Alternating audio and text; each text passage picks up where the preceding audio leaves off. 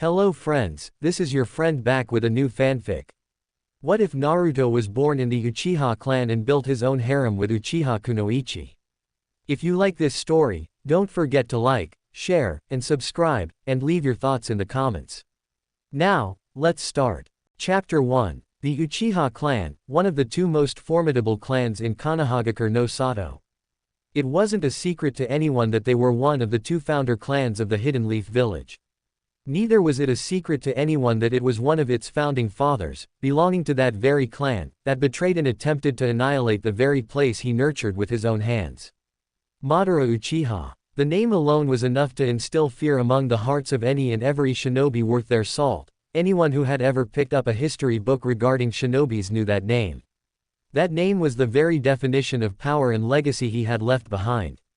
The power to cave landscapes and mark a whole new valley, just to leave a mark when the man really went all out in his battle prowess. The Valley of the End was still a reminder to all those who had ever mistaken to forget the name of the menacing legend, the devil that once roamed across the land of fire like the Reaper himself, annihilating the very existence of any person he found unworthy of breathing from the very face of the earth. But not many knew that the man had married in secret.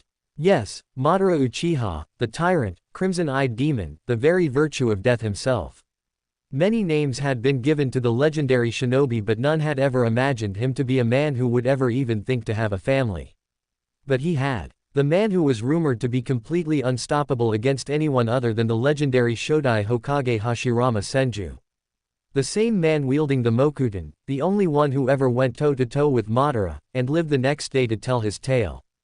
The man who tamed the Lord of the Bijus, the Kyuubi in the palm of his hands with a mere glance of his menacing eyes. That man had a family. He married a simple woman, and he had a son. A child, born when the man had married a woman of his own clan, one who had managed to creep into the small cracks that were in that stone-faced man's heart. Together they got married and gave birth to a child. A child who was trained by his father, to meet the expectations of his eyes. No one knew of their existence even within the village, since Madara's fame brought with itself the hatred of his enemies too. The child who he had named after the very brother who had succumbed to his wounds, in his very arms, and had left Madara with the power to take on the world by himself. Izuna. The boy had lived peacefully amongst his clansmen and villagers for quite some time.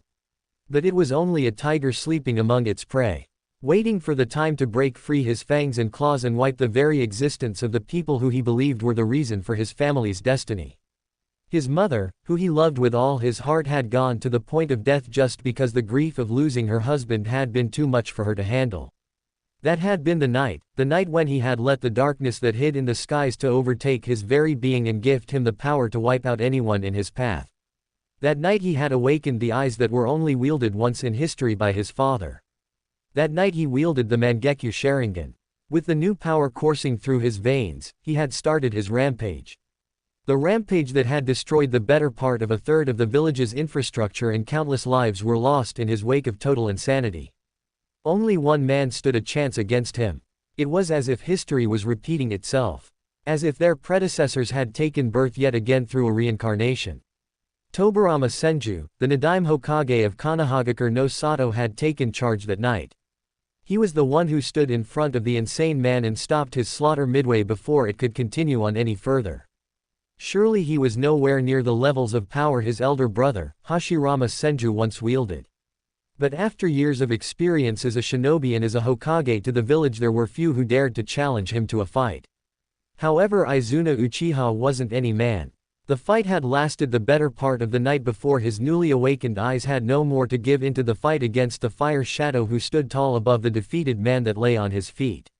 There were few that Tobirama had respected in his life with all his heart.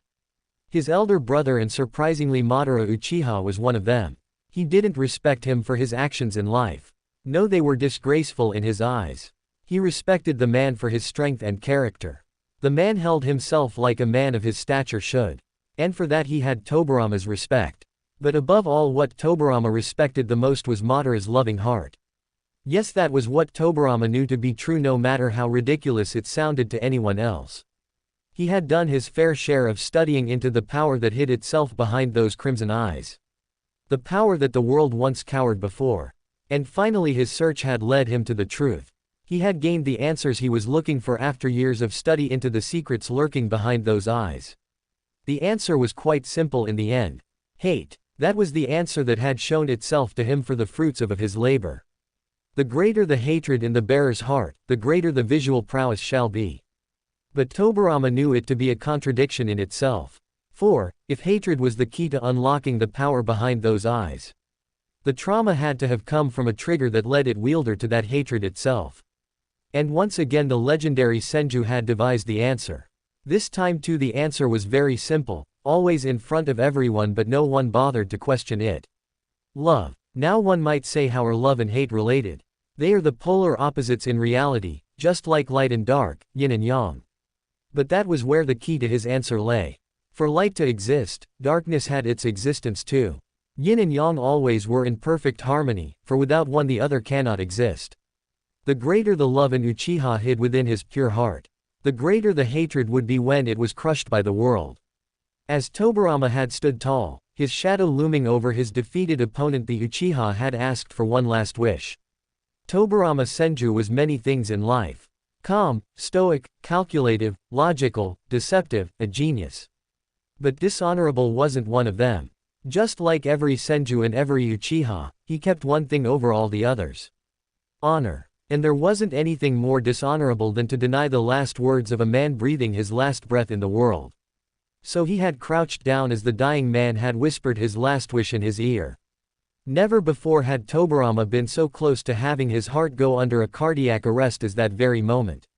His wide eyes, astonished in disbelief, stared at the dying Uchiha, who merely smiled sadly with a warmth in his eyes that was never present even once during his battle. Tobirama watched his eyes turn dull, as the life within them disappeared when his chest stopped heaving breaths and he passed on peacefully. Tobirama never believed in superstitions, but at that very moment the concept wasn't too foreign to him. For it had happened yet again right in front of his very eyes. History had repeated itself and he had borne witness to it himself. He crouched down and laid his palm over the man's lifeless onyx eyes. His hand slid down gently and closed the eyelids of the fallen man in respect and regret. For that day, he had made another child an orphan and taken away the shadow of his father from his life. But he had given his word to the dying man, to take care of his legacy in his stead. And he would be damned if he let that promise go to waste. Don't worry Izuna, your legacy rests safe with me, I promise you. Present time. Konohagakure no Sato. It was a bright day for the village that claimed to hide itself within its leaves. The sky was filled with spaced clouds, allowing ample free space for the bright shiny sun rays to peer their way through them. The village itself was in as bright a mood as was its weather on that fine day. For, it was a happy week for its inhabitants right now. The Konoha Shinobi Academy had started its enrollment process, just like it did every year ever since its foundation nearly a couple of decades ago. Every citizen of the village, be it shinobi or civilian, was allowed for an admission procedure by the laws laid down by the Shodai Hokage himself. Next, the voice of a chunin sitting on a chair behind a desk spoke into the crowd. Another family with their own little child stepped forward to the table, handing her the slip containing their number in line. Here you go, fill this form and get it submitted to the admissions office by 4 in the evening, her happy voice instructed the family. She graced the little one sitting on his father's shoulders with a warm smile. He was too excited to notice, his eyes still stuck on the form while she waved his mother when they started walking away. Miss, a soft and small voice spoke up, her thoughts broken instantly by it in a mere second. Her heart warmed at hearing the soft voice, no doubt coming from a prospective academy student. Her eyes landed on the small mop of blonde hair and blue eyes peering over the edge of her table and gazing at her with all the mustard innocence of the world. His hands being the only thing beside his upper half of his head being visible to her that were kept on the edge. He stood on tiptoes and was looking at the woman with a bitten lip hidden under the table. Her smile instantly vanished the moment her eyes laid on him and realization dawned on her for the identification of said voice. Her eyes became icy and narrowed in an accusing glare on the blue-eyed child on the front edge of her table. I want to enroll in the academy too, his innocent and soft voice slipped past his lips. Her eyes narrowed in on the blonde mop of hair even more, making him a little nervous from her cold stare.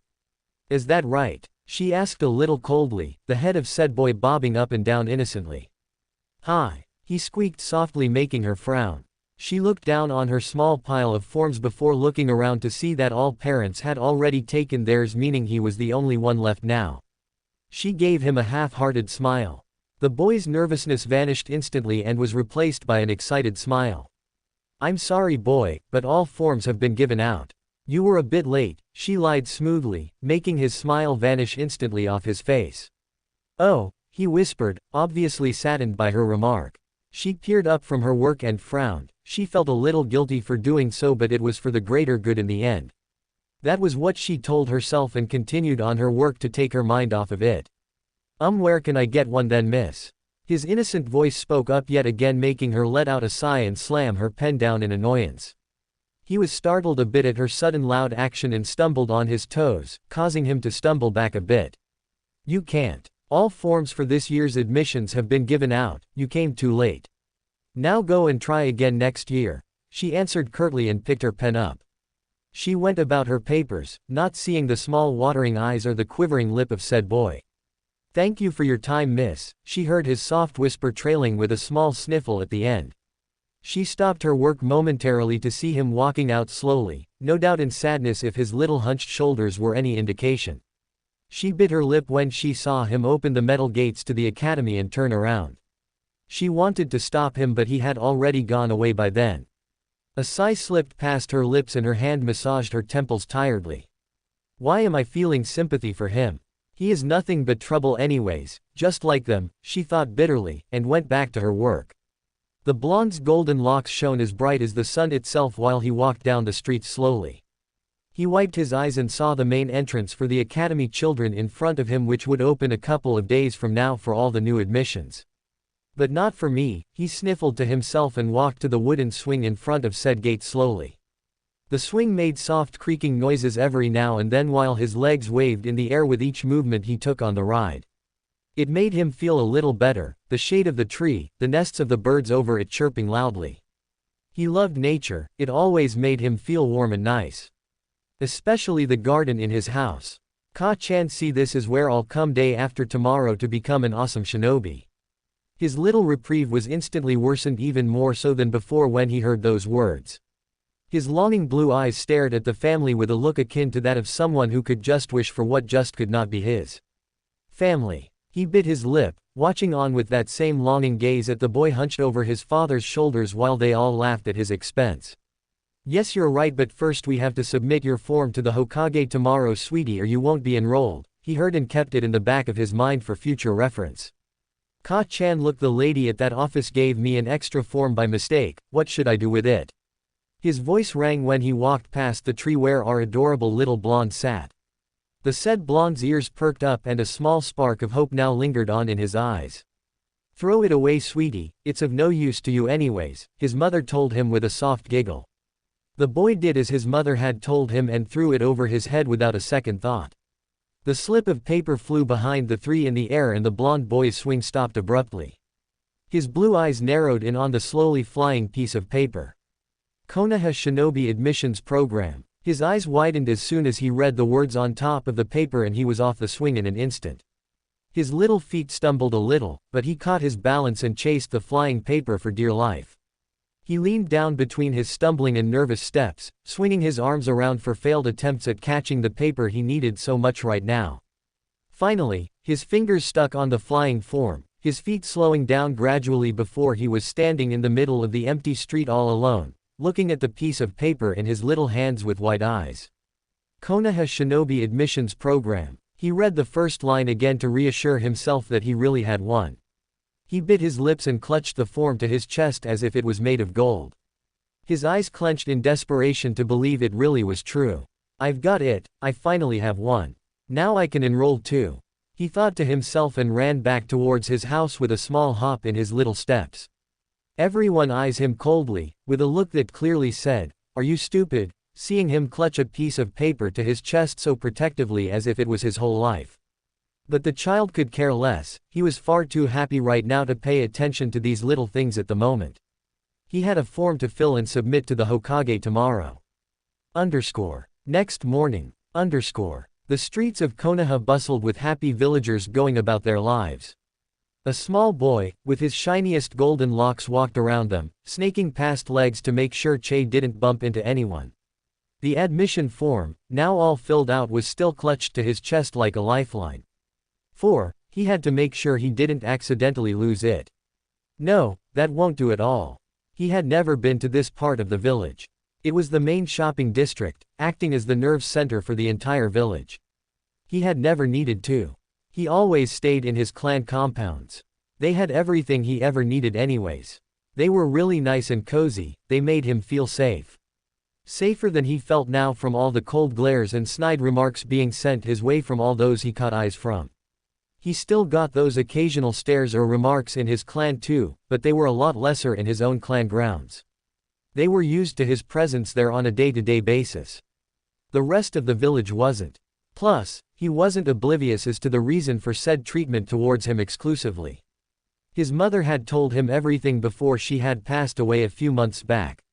His father and grandfather had done bad things to the village and hurt a lot of people in the village before the past two Hokages had put a stop to their actions. That thought made him smile, thinking about his dream.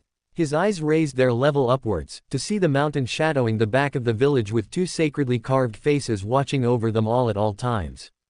That was his dream. He would have his face up there too one day. He would become Hokage. Hokage Tower. His soft footsteps made their way in front of the large tower that stood tall smack bang in the middle of the village. His baby blue eyes widened in awe, looking at the tower in nothing but pure admiration in his eyes. He had never seen such a large tower, and now he was a little sad that he hadn't come here before now. It was so pretty and huge. He broke off his thoughts when a Junin gave him a slight nudge and went about without so much as an apology. His eyes gazed on the back of the man before turning back to the tower with a small smile, the form now clutched ever so tightly by his chest. He walked through the large hallways of the tower, stopping every now and then to see and read the small things written underneath some portraits of important figures stacked on the walls. He admired the teak wood walls of the tower and shining wooden floor that made him feel almost self-conscious about stepping on. He walked on like a lost man in an unknown world. Several genins, chunins, junins and even some doctors and normal civilians had walked past him now. No wonder this tower was in the middle of the village. It not only had the Hokage but everyone came here, so it made complete sense to his innocent mind. He tried to stop some people to ask them for directions to where he was supposed to go in such a large building, but no one was stopping for him. Either everyone was too busy or no one wanted to help him. He thought it was the first one, a little uncertainly. Finally, after going on confused through the first two floors, he reached a point where he saw a middle-aged lady sitting on a table, right besides a door that had only one kanji over it. Hokage. He had no doubt that this was the place he was supposed to go to. He walked up to the desk, first looking around to see if he had to get a number in a line like yesterday. He stood there innocently for a few minutes, when he finally saw a man just walk to her before she did something in her book and let him go in. He smiled, finally seeing there was no line or need for any waiting, and walked up the desk. Just like yesterday, he stood up on his toes, his face peering over the edge up to his nose. "Miss," his soft voice spoke up, startling her in surprise. She looked up and blinked to see two cute eyes blinking back at her. She was about to smile when realization dawned on her as to who he was, and her face was masked in a neutral expression. "What can I do for you?" she asked curtly, without so much as a hint of emotion in her voice.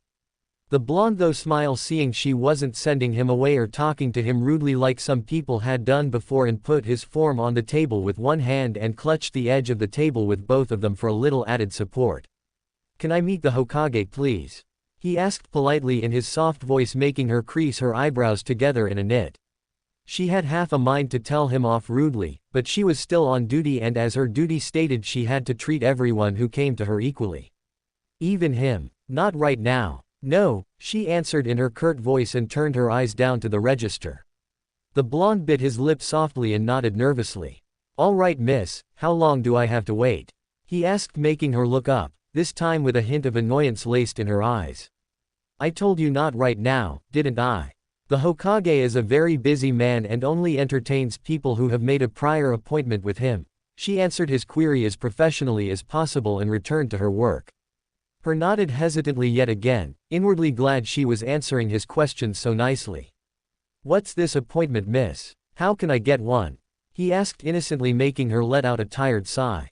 He would leave her alone to her piling work until she had cleared off all his doubts. She looked at those innocent wide curious eyes that were looking to absorb each word she said. Nope, not at all was he leaving her alone simply by himself. Now her full attention was on him to get him away as quickly as possible. An appointment is a fixed time you have to get before you can meet him. He has many people who want to see him and he can't meet with everyone, right? So you get an appointment beforehand to get a meeting with him. Do you understand now? She asked tiredly and got a happy nod from the bubbly boy. She sighed in relief that he was at least smart and she wouldn't have to waste any more time playing this rapid-fire round with him. Can I get an appointment too? He asked happily. A sigh slipped past her lips and she nodded tiredly. No matter how much she wanted to refuse him, he had all the right to meet the man and get an appointment. Her finger trailed down the register to get a free slot and stopped at the first one. Her eyes turned up to the blonde staring at her intently and she nodded to him, making him beam happily. There's a slot free for you. Come back and meet him in 2 weeks. Come back after lunch, I'll fix you an appointment then, she said simply and looked down the register to book it. The azure eyes widened in shock at her words. But the academy starts in 2 days and tomorrow is the last day to be admitted. Can't it be before then? He asked hurriedly, his voice carrying the worry that was now etched in his heart when he saw her shake her head in negative straight away. No, all the slots until then are filled. You can't meet him before then, she said curtly and wanted to resume her work when his voice cut through her thoughts again. Please miss, I won't take long.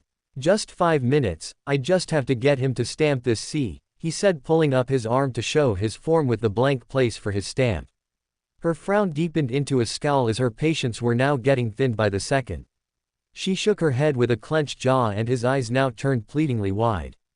I'll be really quick please, he said softly, but was cut off as the irate receptionist slammed her hands on her desk softly, startling him out of his wits. Don't you understand, boy? He doesn't have time to meet and entertain children like you all day. Now go and come back for your appointment. If you wanted to enter so bad, why didn't you come earlier?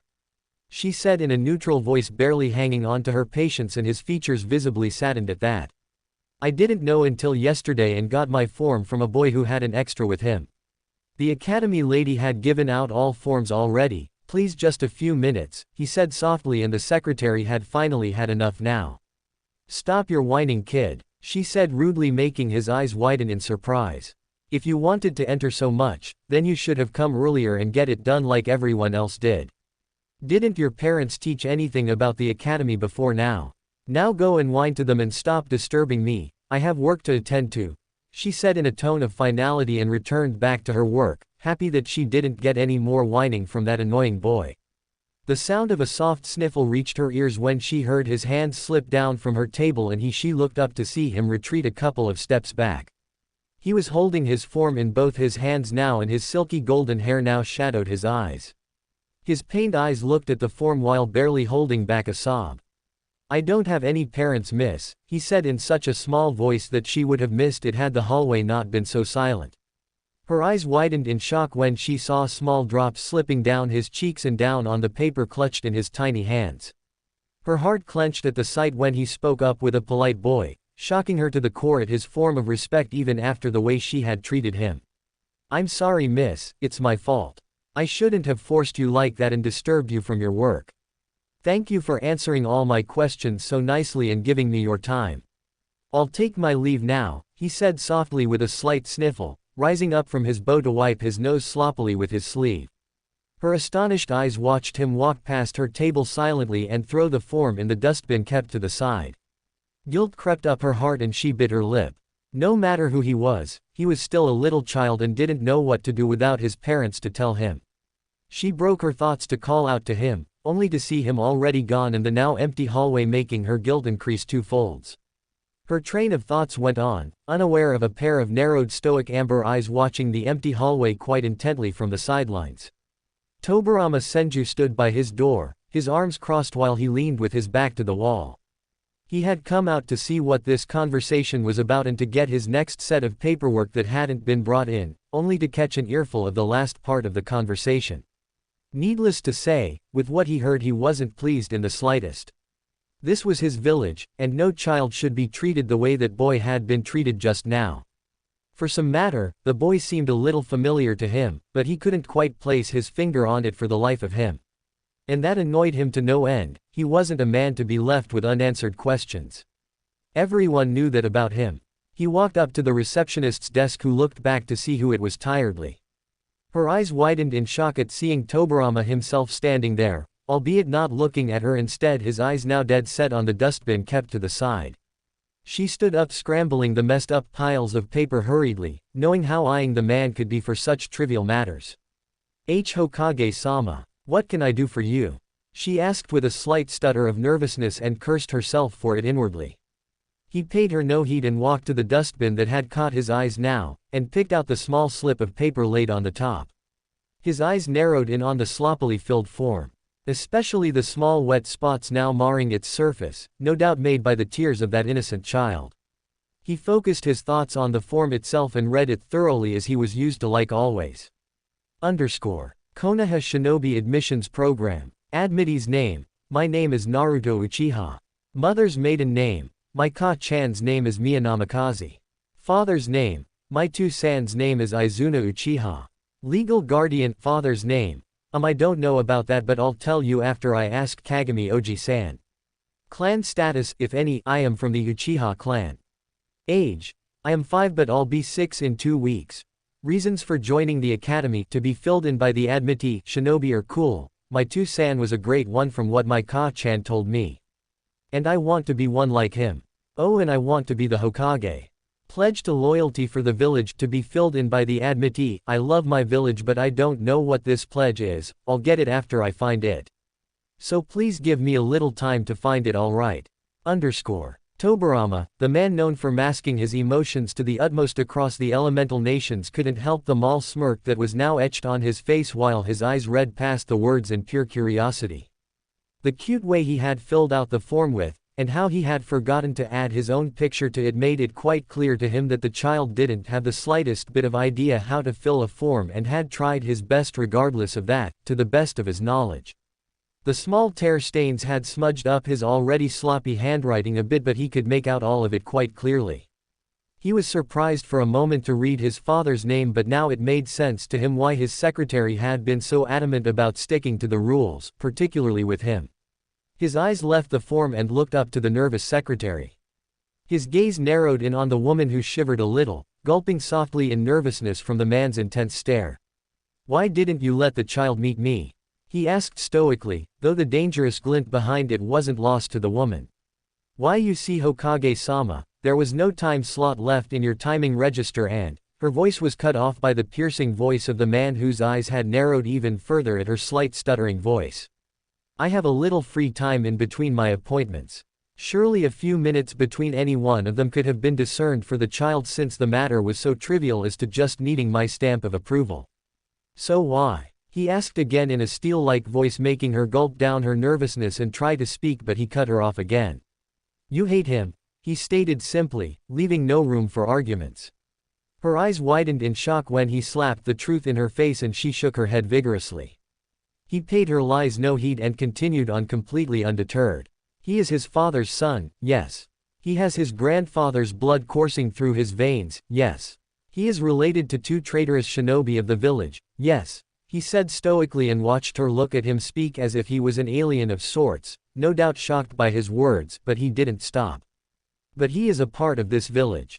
He has done nothing wrong. He doesn't even have anyone to teach him how to fill a form properly. He spoke pointedly, slapping the form on the desk for emphasis over his point. The woman flinched at the slapping sound but peered her gaze over the cutely filled form, feeling even more guilty and ashamed than ever before. How would you feel if you were an orphan and someone slapped that point straight into your face? Her words full of disgust and loathing. He asked coldly. She couldn't meet his accusing eyes with her own and turned them down to her feet in shame. She shrunk visibly under his stare that he held for a moment, before picking the form up and walking away. But just before he walked down the stairs he stopped for his final parting words. Go home and don't return tomorrow. he said blankly, and the secretary snapped her neck up to stare at his back with horror-stricken eyes. Hokage-sama, she stuttered out in shock, and he glanced back with his lone visible eye to make himself quite clear now. You're fired, he said simply and walked down the stairs, leaving a stunned and shell-shocked Kunoichi behind. In the village. Tobarama walked through the streets, now a little irritated and annoyed at the new development. His plan to go straight to the boy and meet him to clear of the prior confusion had went completely down the drain. The guards at the Uchiha clan compound's gates had notified him that he had left the compounds in the morning but hadn't returned as of yet. He would have used his sensory abilities had he memorized his chakra signature at first sight. But he hadn't done so. So here he was doing the searching in the old-fashioned way. Have you seen a 6-year-old blonde-haired, blue-eyes boy around here? He asked, stopping by a stunned vendor who shook his head nervously. Not having words to see the emotionless Hokage asking him such a weird question. He let out a sigh and walked away, asking himself why he wasn't having an ambush search for the boy. But he already knew the answer as to why. Pride. It would hurt his pride that he, a Senju clan head, the current Hokage and probably the strongest shinobi in the Land of Fire, couldn't find a 6-year-old boy by himself. Plus, it was better than being stuck all day in the office, rummaging about his paperwork. That surely must be the bane of all Kage. I could already feel my skills dulling if I neglect my training in favor of all that in a few months more. He sighed tiredly and stopped at another vendor near the edge of the village towards the Hokage Mountains. Have you seen a 6-year-old blonde-haired, blue-eyes boy around here? He asked yet again, and this time relief washed across his heart when he got a nod from the man. Frankly, he felt quite stupid to find him like this. But it felt nice for a change to interact with people normally again. Only now did he realize how right Kagami really was. He had told him that he was far too engrossed these days in his work. And now he was agreeing, seeing how much of it was true. He walked up the mountain in thought, not realizing when he had peered past the monument and towards the back clearing of it. Miu. A soft mewling sound reached his ears, making them perk up instantly. So there were signs of life here after all. He walked into the bushes and followed the soft purring and mewling sounds to their source. Kiera, come on, you have to eat this too. A soft voice, no doubt a young child, was admonishing someone called Kiera for something concerning food. He spread the last bush into the clearing by his hands and peeked in to see the same mop of blonde hair he had been looking for so long sitting there with a small white cub in his arms. Well, that was the source of the mews and purrs, he deducted logically. His foot accidentally stepped on a twig, making a small cracking voice. He rose an eyebrow when he saw the blonde child in front of him perk up and scoot back instantly. He was completely on guard with the cub now wrapped up protectively in his arms. Me www. He tried to muffle her mewls but couldn't stop from giggling when the cub was licking his cheek softly, much to his protests. Tobarama once more had to smirk at the adorable scene in front of him. Though his amber eyes narrowed in on the cub when he saw something out of place with it. His eyes widened momentarily and he realized what was wrong truly in the first place.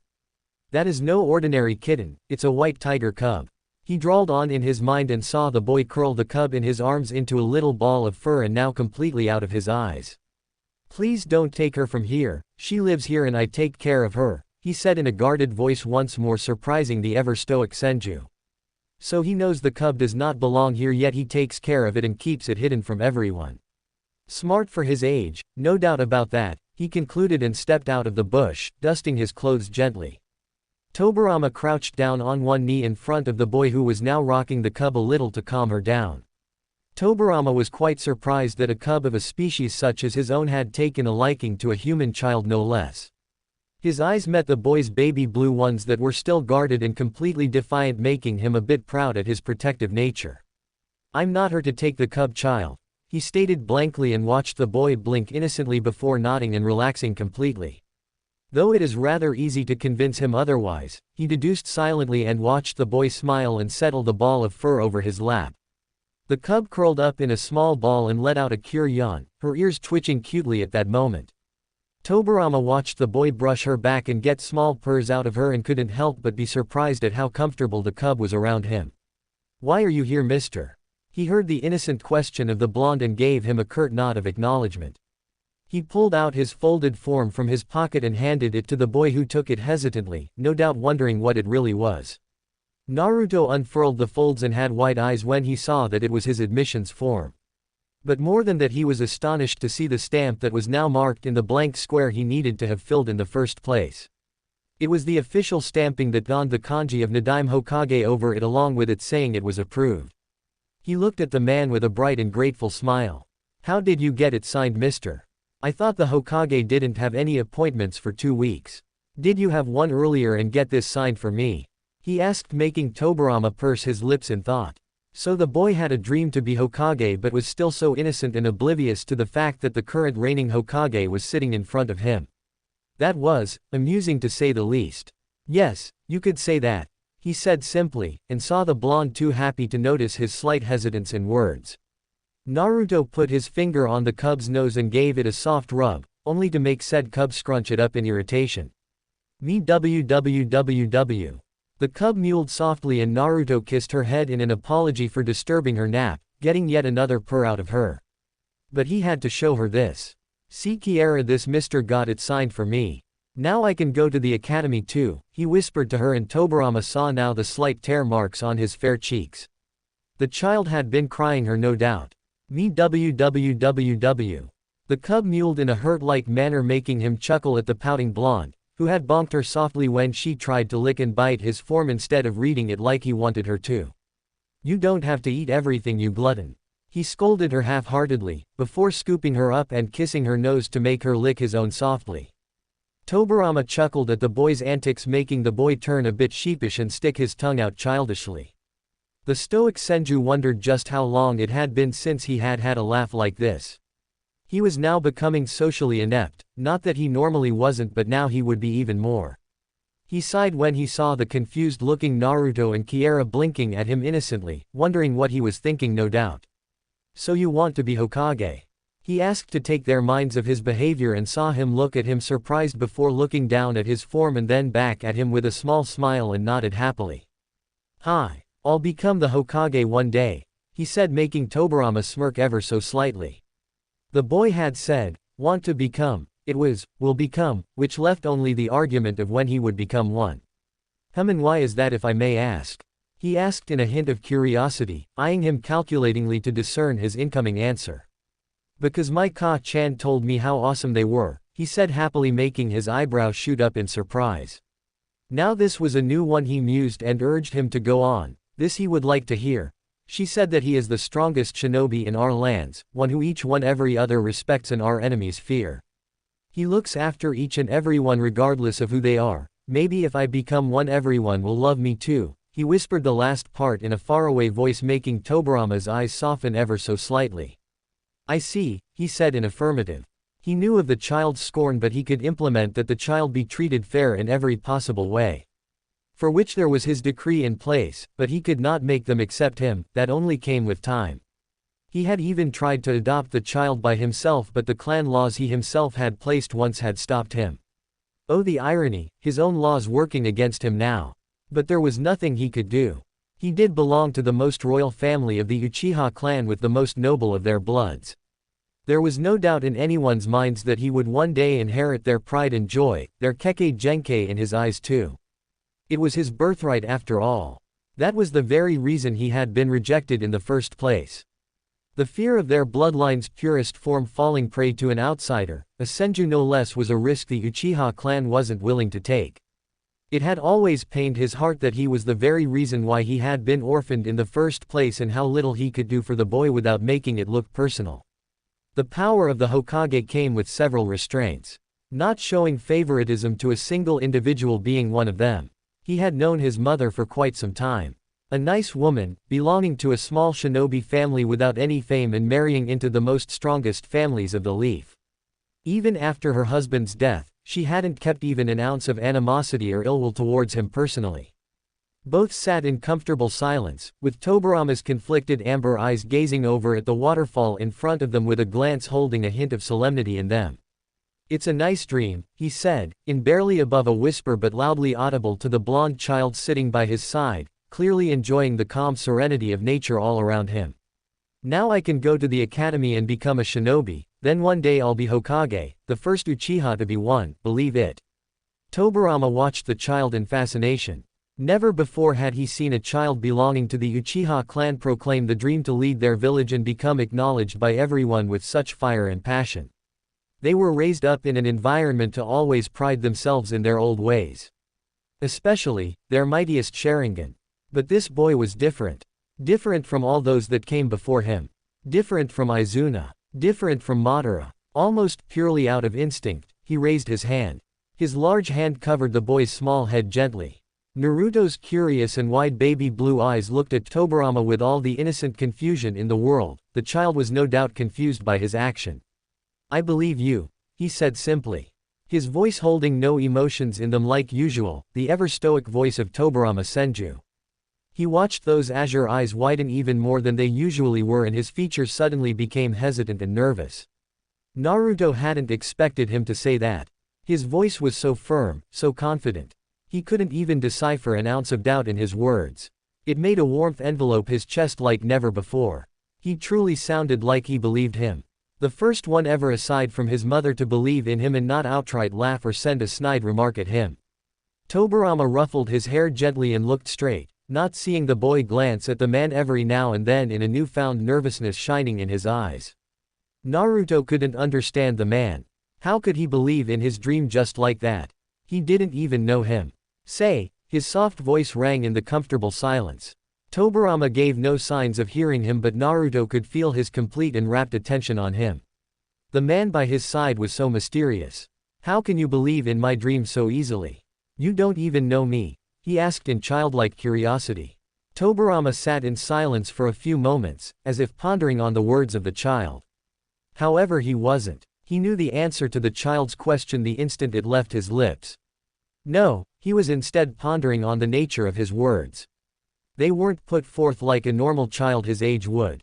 His voice was innocent and childlike, but he knew for these were the moments in one's life. The questions of man's childhood that forged the path he would no doubt endure for the rest of his life. I know you, he said stoically, chucking a pebble in the lake in front of him. The pebble bounced a number of times, the ripples echoing in the water as if rippling with the weight of the words he was considering at the moment. For I know everyone in this village, he continued in his emotionless voice. For some reason, Naruto could feel the happiness the man no doubt felt as he was uttering each and every word even though his face portrayed none. Every elderly, man, woman, child, family, place, he continued on not noticing the blonde's curious eyes glued on his face from the side. Tobirama turned his glance down on the lake's water, his own reflection staring back at him. A leaf fell over it, rippling apart the mirror image. For I am the stem that holds its leaves, fruits and branches up, even in the mightiest of winds. For each and everyone in this village is a part of me, my responsibility, he said, making Naruto's face turn to one of realization. Tobirama smirked ever so slightly at seeing the dawning face of the blonde and turned his glance to him. Naruto could feel himself drawing into the man's powerful and intense eyes. They held such confidence, such fire in them. He couldn't help but feel respect for the man he had just met. His mother always used to say that one glance in a person's eyes was all it took heart. And for the first time, today he found her words to be true. He respected the man, but from this point on he looked up to him. For I am the Nadaime Hokage of Konoha no Sato. The shadow that protects this village from the fiery rays of the skies, he said stoically. His voice had such authority in it that it made Naruto's hair stand up for a moment. Naruto looked down to the water and flailed his dipped feet gently in the water. He smiled, watching the fish inside tickle his toes softly, getting a few giggles out of him. Tobirama himself watched on in pure curiosity. The boy's calming presence was inviting fishes over to him. He glanced back to see a couple of deer grazing the grass softly. It was strange, they should no doubt scour off as soon as they see a human. His eyes turned to the giggling blonde by his side. His eyes softened momentarily, the boy's innocence was contagious. He was so naive yet content with all that he had. But that didn't stop him from dreaming for more. That was the drive that intrigued Tobirama to the boy. For, at that moment he wished himself that the boy would stay true to his words and one day come to him for his position.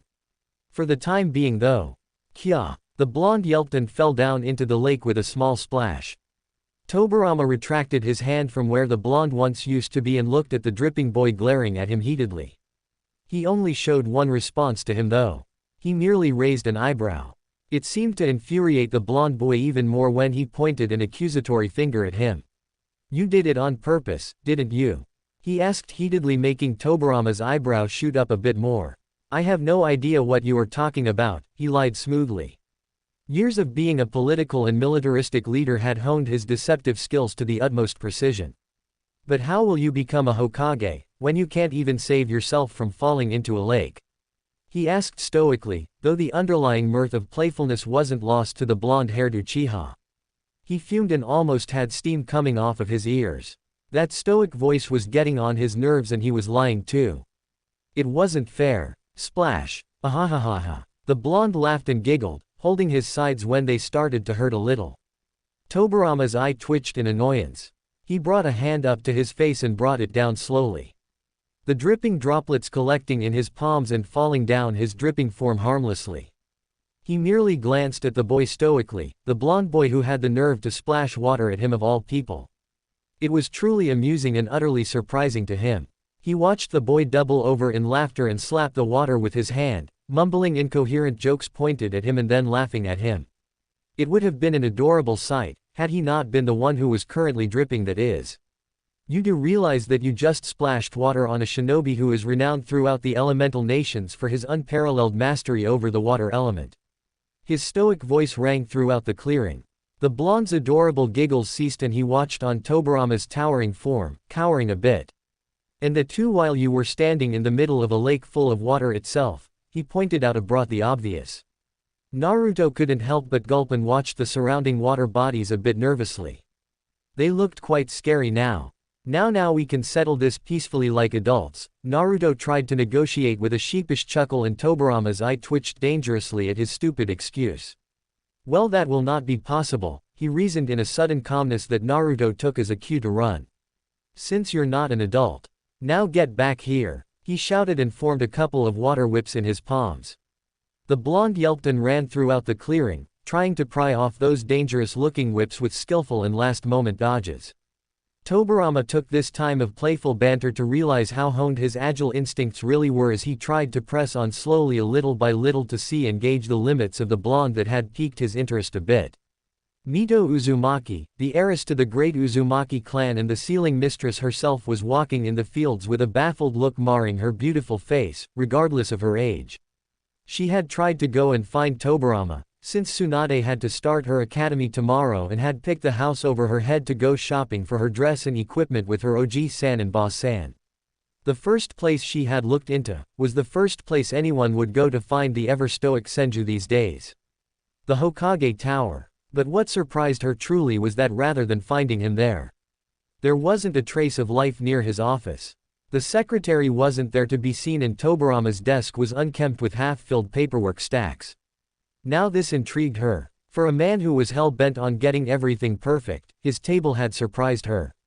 She wondered what had come over him to leave so abruptly like that. But there was no trace across the tower for the man. So finally, she had given up and resorted to desperate measures. Her special ability, negative emotions sensing, had kicked in at that moment. She was renowned for her sensing ability as the strongest sensor in the world for quite some time now and was surprised when her senses led her straight towards the back clearing of the Hokage monuments. Whip kya! She heard a soft yelp followed by what seemed like chasing footsteps. She pushed the bushes away, after following those strange sounds to their source, and her violet orbs widened in shock at what she saw. "Hey, come on. Now we're square. Both of us are wet and you hit me once too," the blonde yelped, dodging another whip while Tobarama was having the time of his life. It had been so long when he had cut loose and he couldn't even remember when he had joined in on some childish antics like this one today. "Why don't you stop running?" asked Tobarama, following the sprinting blonde who picked the small sleeping cub up in his arms and rolled to the side effortlessly for another dodge. "Will you stop then?" he asked, his breathing a bit erratic now and his voice pretty hopeful. He hadn't intended to piss the man off so much. "No," Tobarama said, and Naruto's mouth opened and closed at his honest reply wordlessly, completely baffled in confusion. Tobarama wanted his stamina a bit too, plus, not that he would admit it to anyone. This was a little fun. Oh come on. He shouted and jumped aside from another whip when his azure eyes caught the stare of the baffled violet ones and a plan formed in his head making him smirk. Mito stood there, staring at the scene in front of her in utter disbelief. Never had she thought in so many years that she would see Tobirama Senju acting so childishly as if he was his elder brother. Her thoughts were broken off when a golden blur barreled straight into her waist and a small pair of arms slid around her hips tightly. She looked down and her motherly instincts kicked in, wrapping her own arms around the little boy's head and brushing his hair gently. "Hey, what's wrong, little one?" she asked in a gentle motherly voice, and her heart twisted when she saw those doe-looking puppy dog eyes that were shimmering a little with unshed tears. Coupled with their usual shine and beautiful color, well, needless to say the charm worked perfectly. "Miss, that scary man is chasing me and hurting me, please help me." He faked a soft sniffle between his words and Mito's eyes turned murderous. Her reasoning capabilities went out the window as soon as she heard that soft sniffle coupled with those adorable eyes and killing intent washed over the fields while she brought his face close into her stomach. Tobirama, unaware of it all, was wondering where the boy had sprinted off to when he felt a humongous amount of killing intent from behind him making him shiver. He suddenly had a feeling of foreboding which proved to be quite effective in this case as an adamantine chain wrapped around his stomach and reeled him back quickly like a rag doll. His confused amber eyes stared into the murderous violet orbs of his sister-in-law in utter confusion. He couldn't get why she was so angry, and for that matter why he was hanging upside down in mid-air while his ankle had a chakra chain wrapped around it. He turned his head up, which was down in Mito's eyes, and his eyes widened a little when he realized what had happened and how much trouble he was in right now. The blonde giggled softly in Mito's arms, who was gushing inwardly, thinking he was feeling ticklish from her strokes and not seeing him stick out his tongue at Tobirama and mouth some words that made Tobirama give him a death glare. "Shinobi don't play fair, old man." He read the blonde's lips and fumed inwardly when he saw his soft snickers and turned his head down, which was up in Mito's case, and saw her scowling face. Her intimidating posture was towering over him, her hands on her hips to make her point clear. "Mito, this is all a misunderstanding, you see," he tried to reason with the bristling Uzumaki heiress who was in no mood for negotiations. Already falling under the charm of Naruto's puppy dog eyes no jutsu. "Tobirama Senju, how dare you scare a little innocent child like that? Have you no shame? I didn't expect this, least of all from you." Her regal voice scolded him and he shrunk a little like a child in front of his mother. "But I didn't," he said again, but trailed off when he saw her eyes narrow dangerously and his ear was being pulled and twisted quite painfully. "Now listen here, big man, if I find you chasing innocent children and scaring them like that again," she trailed off and he gulped seeing her silent threat, nodding furiously. His sweat dropped a moment later. Wasn't he a Hokage and the strongest shinobi in the world right now? To be scolded by a woman, being held upside down at that, was a great wound to his pride. Especially, in front of the blonde who was barely stifling his giggles and watching the scene in amusement. Tobirama threw him a betrayed glare when he was dropped face first into the ground unceremoniously. His body twitched a couple of times comically, and Mito's eyes turned to the blonde who was hiding in her embrace snuggling happily, and they softened instantly. "There, no one will trouble you like that again, all right?" she asked, and he nodded ever so innocently with a grateful smile. He smiled at the nice woman and nodded happily. She had a calming aura that made him smile and go to her almost instantly. They heard a cough and Naruto turned to see Tobirama dusting his clothes off and trying to gather up what was left of his wounded pride right now.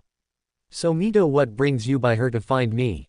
he asked, trying to change the subject, and the Uzumaki heiress blinked innocently and realized what she had come here for in the first place. "Tsunade had picked the house up over her head because you didn't come for her shopping appointment as promised. So, I came to find you, but you weren't at the tower, and then that search led me here," she explained simply, and he nodded. "I lost track of time," he said honestly, and the Uzumaki heiress gave him a knowing smile. No matter how he tried to mask it, she had seen that playful smirk on his face when he was involved in his childish antics mere moments ago. Naruto looked between the two nervously, seeing how they had forgotten about his presence here, and looked up at the orange sky only to realize how late it was. I should probably just go. It was nice meeting you too," he said in a soft polite tone, making the two adults blink. Mito though caught his shoulders and gave him a stern look that made him freeze in place before her eyes softened and she cupped his cheek in her hand gently. You must be joining the academy too, right? She asked softly and he nodded, blushing a bit in embarrassment at how she treated him so kindly. He wasn't used to this behavior, with everyone almost always giving him the cold shoulder. Mito squealed in delight inwardly at the adorable boy who was a shy mess at her mere touch right now. He was so cute. She turned her eyes to Tobirama, who had his arms crossed and was looking at the scene in fascination as if it was a movie for him to enjoy. Tobirama, since you have missed your spree with Tsunade already, why don't we take this adorable thing with us to make up for lost time? She asked with a playful smile. He smirked and nodded, raising an eyebrow at the boy who was looking between the two with lost eyes. Of course, he is in need of new clothes and equipment for the academy too, he said, nodding in affirmative. Naruto's eyes widened and Mito watched him squirm nervously. What's the matter? She asked him in a gentle voice and looked to see his adorable wide eyes looking at her apologetically. You don't have to, I mean I have clothes already in my house, he said softly, trying to make them see his point that he didn't really want them to see. Both elders glanced at each other in confusion before turning back to the nervous blonde. Then you must need books and scrolls, right? I mean you can't have those since the curriculum is revised almost every year by Tobirama. She asked him and he bit his lip and said nothing. The two elders were quite curious at his strange actions now. Mito knew who he was. There weren't many blondes who donned the Uchiha symbol proudly on their shoulders. She knew who he was, the only outcast Uchiha in the village. And she, for the life of her, couldn't see how people could ostracize such an adorable thing in front of them so cruelly. How much are they? He asked softly. Both of their eyes widened a little and they knew now what he was so nervous about. The Uchiha clan, as compensation for the actions of their clan head, had to pay off all the costs for the damages caused during the rampage of the boy's father. As such, the clan elders had seized the amount from the head family's funds, taking a huge chunk off from their fortune. No one knew what happened to the rest after his mother's death. But Tobirama did. Not for what had become of the rest of the family's fortunes, that were still a mystery in themselves as to how large they truly were and what became of them. But he knew of the boy's plight and the reason of his current nervousness. He had come to know it through the now clan elder and his ex-subordinate Kagami Uchiha. The man had tried as much as he could to make the boy's life comfortable but hadn't been able to do much despite that. A lone man against the rest of the clan's despise, he couldn't do much no matter how much he had wanted to. But the clan still had to uphold its honor as the oldest and noblest of them all, and as such according to the ancient traditions of Uchiha Orphan Children Fund. The clan gave the boy a fixed sum of money as set by the elders of that time each month until he was old enough to take care of himself, thereby by considered an adult, or had a stable income source in his life. Whichever condition was fulfilled first. And that in itself was where the problem lay. The Uchiha clan's traditional laws hadn't been updated since a long time and the amount was a sum set decades ago, therefore not enough for a proper and comfortable living in this day and time.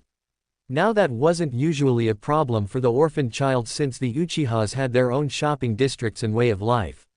Their clan members could be said as one of the most caring and protective of all the clans. As funny as it sounded, it was true. The children who had been orphaned due to some reason would get huge cuts in prices and discounts all over the things they purchased, to the point of getting some things free in their clan compounds, therefore nullifying the need for any extra money other than that old fixed stipend. But Naruto wasn't a simple orphan. No one cared if he lived or died. Instead, most would prefer it if he died and no longer a threat to bring more shame to their clan. Mito saw through Tobirama's contemplative expression and knew that the man was rummaging through his mind for a solution. But in this case she was a bit ahead of him. Tobirama, don't you have some manuscripts of the books you wrote last year for the new curriculum? She asked him, making the shaggy white-haired man nod in affirmative at her question. But they are mere prototype manuscripts I wrote, containing only the most essential of materials. It had to undergo a complete rewrite by the order of the council since my writings were far too complex and detailed for children as young as them. He cut her musings short. Can I have them please, Oji-san?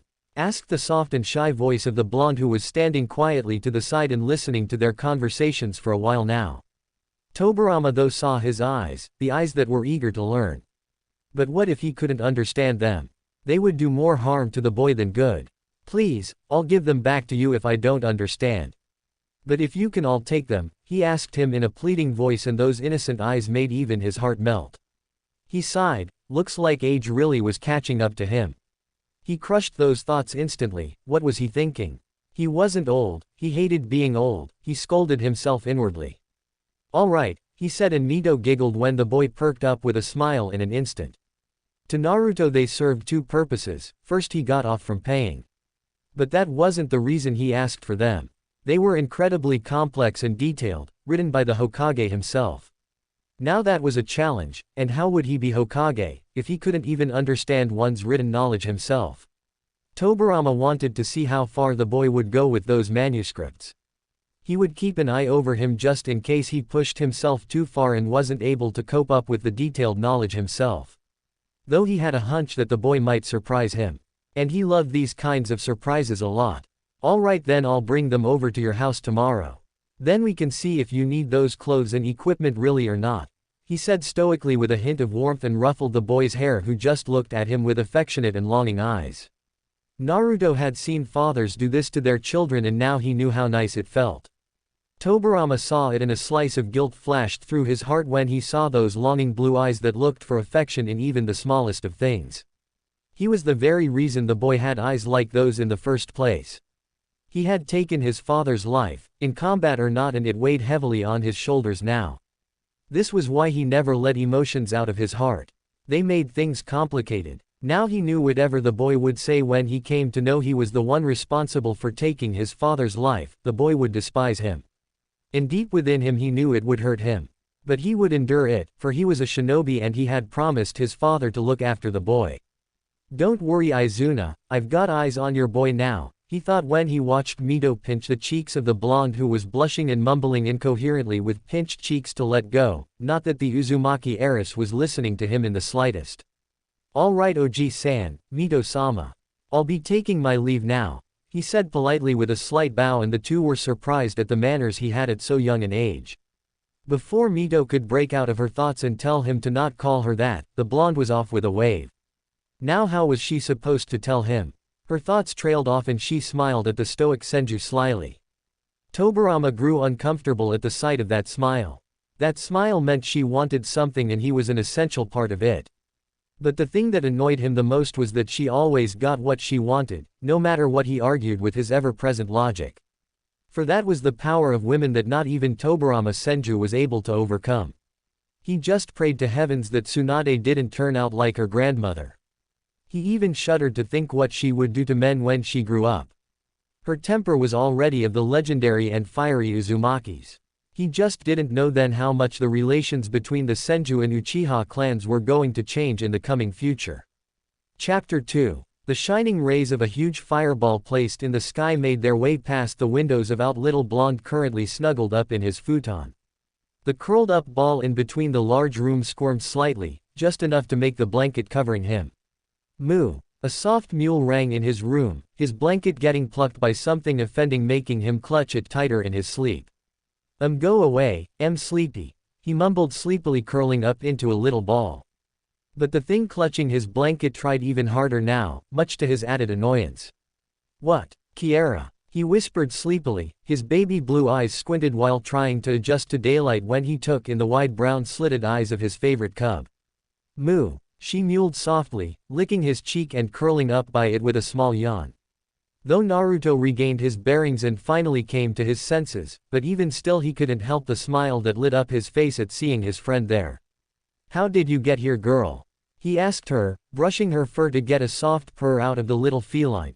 You shouldn't be here, Kiera, it might make me get into trouble and they'll send you away into some guarded place, he whispered in a cautious tone, but didn't get anything more than a small twitch of her whiskers when he kissed her cheek softly. He let out a sigh. She must have followed him back yesterday or somehow found out where he lived, but he couldn't do anything about it now.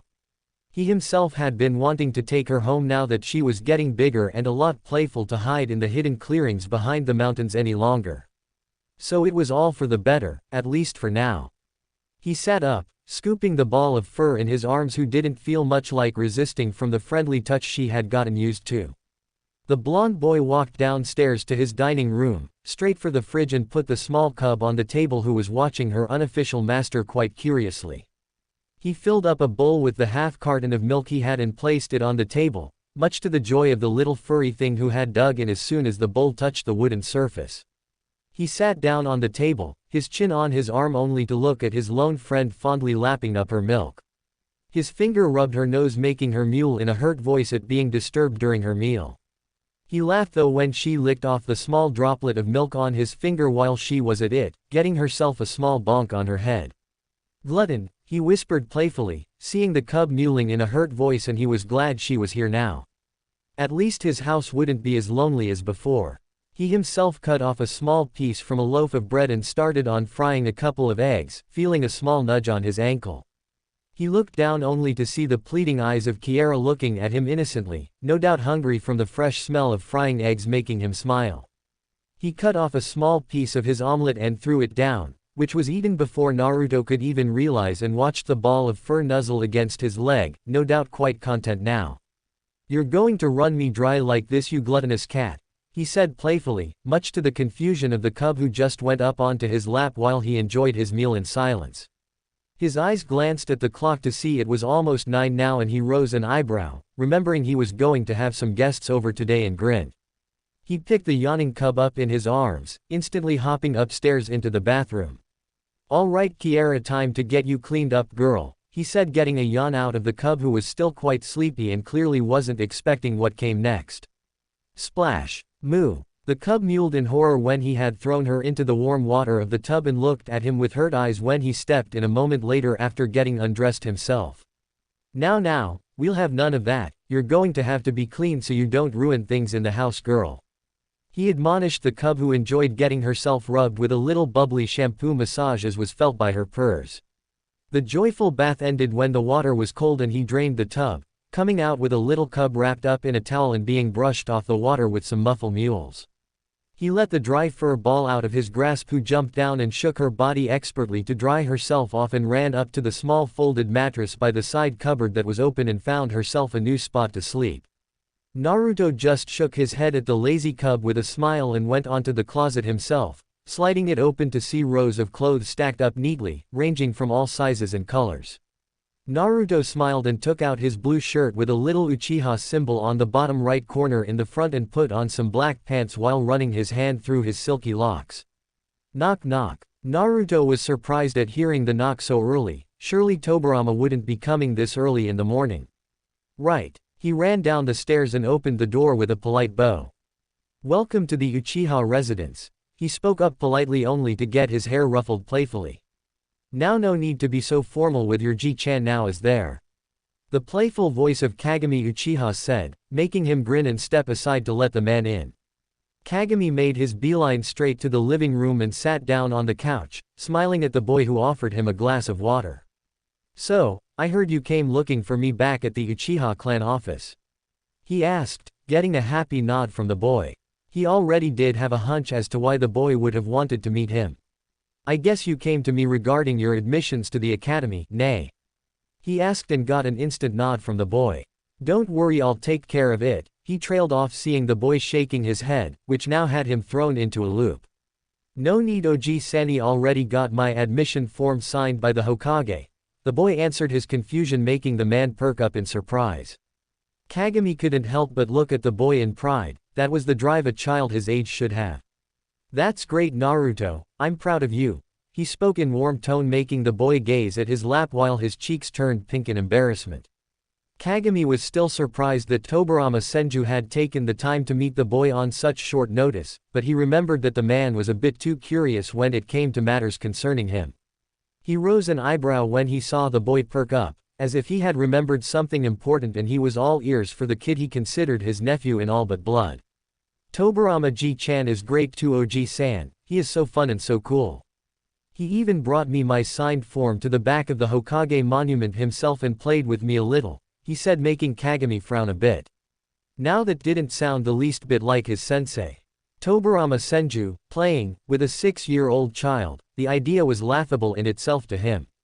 "Naruto, you're sure you went to the Hokage, right?" he asked suspiciously and a bit worriedly so as to not hurt his happy demeanor in the slightest. The boy blinked innocently and pulled the form out of the side drawer to show him the proof. "Of course I did, see, he stamped this," he said, handing the man the folded form. Kagami unfurled the paper, raising an eyebrow at the amount of mistakes and the adorable way his nephew had filled the form out. It didn't even have a photograph on it for Kami's sake, but sure enough there, in the bottom right corner dawned the official stamp of the Nadaime Hokage along with his signature of approval for enrollment into the academy year. How his sensei, the man who prided in perfection in even the most minute of things, had let this form slide, he would never know. But he had. See, it's his sign right, plus I see him daily on the monument too, you know, the boy said with a pout, making Kagami chuckle and nod. He handed the boy his form back, which was put back in its haven with the utmost care by our little blonde boy. Then Kagami's mind wandered back to another point that might need looking into by him personally. Do you need some money for buying the books and starting stuff for the academy? He asked him, making the boy look down at his lap and shake his head. Kagami's smile slipped, seeing his state of sadness. He knew the boy never really liked asking him for money, and won't come to him for it unless it was absolutely necessary. It was one of the things he absolutely loved about the boy, yet it made his worries increase for him all the more. But once again the boy perked up, surprising him for the second time with a wide smile when he shook his head, much to the elder Uchiha's confusion. Tobirama-ji-chan is going to let me borrow some of his spare books and scrolls. He is going to bring them by today, isn't it awesome, Oji-san? He asked happily, and now Kagami's mind was spinning. What the hell did that boy do to my sensei? Was all he could think of, and nodded dumbly, seeing the boy grin his goofy grin. Though he couldn't help but feel happy at the joyful expression on the kid's face. Looks like my boy has it all figured out already on his own. You really are growing big, my boy, he said in a warm tone, making Naruto nod happily.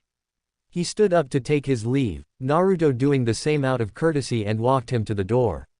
All right then, do really well at the academy and make me and our clan proud, Naruto. We are called the elites and the best of this village for a reason. Always remember your Uchiha heritage and be proud of it, all right?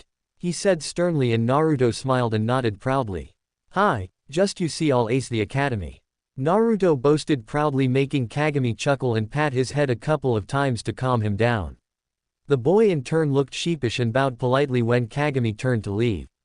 Naruto walked in, going straight to the porch of his house leading to the vast gardens his estate housed. He loved them as if they were his life. His mother used to tend to them and had taught him her skills before she passed away, and he took care of them as a remembrance to the times he spent here with her. He looked down when he felt a small weight on his lap and brushed the pure white fur of the cub now rested on his lap softly. You're really smart, Kiara. I'm glad you didn't come out in front of Oji-san, he whispered, placing a kiss on her head to get a small purr out of the little feline, and kept brushing her hair. He saw her yawn and sighed tiredly himself. The cub was too lazy for her own good sometimes. But he loved her all the more for her antics. Knock, knock. Naruto's head snapped back, hearing the doors knock, and he ran upstairs quickly with the little ball of fur in his arms. He ran into his room, opening the closet containing his futon and mattresses, and placed the cub on them. Moo. The cub mewed in confusion, tilting her head to the side cutely. He placed a ball by her side to play with and kept another pillow that she was glad and curled up on instantly. All right, now you stay here and don't come out until I tell you to, K. He asked, not really expecting an answer, and ran downstairs straight to the main door. He opened the door and saw Tobirama standing there with his usual stoic look marred on his face and his arms crossed in front of his chest, but he was surprised to see the red-headed woman with her hair in two buns, the same one from yesterday, standing there with him. She wore an elegant white kimono with a red obi and the Uzumaki spiral adorned on the back of it, plus, he saw strange tags with some strange markings there hanging by her head. He bowed to them politely like his mother had taught him to do if someone came to his home. Welcome to the Uchiha residence, he said politely, and the two looked at each other with a smile at the young boy's manners and the way he held himself like a true heir of royal blood. The two sighed inwardly though, instantly noticing the differences between this blonde and the one they had at home. They had tried to have Tsunade be just like him too, soft-spoken and polite, but the girl had been spoiled rotten by her grandfather before they could instill their ways of manners into her. She had even picked up on Hashirama's gambling habits and his infamous bad luck, and his legendary losing streak was even bad with the girl. It is our pleasure to make your acquaintance, my cute little thing. Mito cooed the boy, ruffling his hair playfully, making the boy a little shy and his cheeks turned pink, clearly not used to such affection from a lady. Naruto led them into his house, unaware to himself the two took in the sights of the large yet elegant estate. It had been quite a few years since Tobirama stepped foot in this house, the last time being when he brought the news of Izuna's demise to the boy's mother. He shook of that line of thought while the boy walked them into the guest room. The two stepped in the traditional Japanese-style room and sat on the two offered cushions by the table in the middle. Several calligraphy scrolls hung on the wall as decorations, while small but faintly visible Uchiha clan symbols were carved into the wood almost everywhere. But both the elders couldn't help but feel nostalgic at the faint amounts of thick and potent chakras still lying everywhere around the house. It belonged to the man who had carved the wood himself along with Madara Uchiha to build the house from the ground up as a symbol of alliance between the two formidable clans. "I'll go and get some refreshments, please make yourselves comfortable," he said with yet another boy and left before Mito could stop him from the formalities. She put her cheek in her palm with a pout, though smiled seeing the faintest of smirks dawning on the current Senju clan head's face. The boy certainly is full of surprises, he holds himself like a true heir of royal blood should, and his house has been well taken care of. Tobirama's stoic voice said with a hint of pride in his voice. He was always one to take note of such fine things and admire them, and the boy was scoring high marks on his list of manners and lifestyle. Mito herself had expected everything to be a complete mess, with a small child like him having the whole house to himself. She hadn't expected, well, this. But only one thing was still ringing in her mind right now. "And he's such a sweet little munchkin too," she cooed happily, making Tobirama sigh and pinch the bridge of his nose in exasperation. While she was more into these things when it came to little kids. All these Uzumakis were too impulsive for their own good sometimes. Both their musings were cut short when the door in front of them slid open while their little host walked in with a tray full of simple and plain cookies with 2 cups of tea.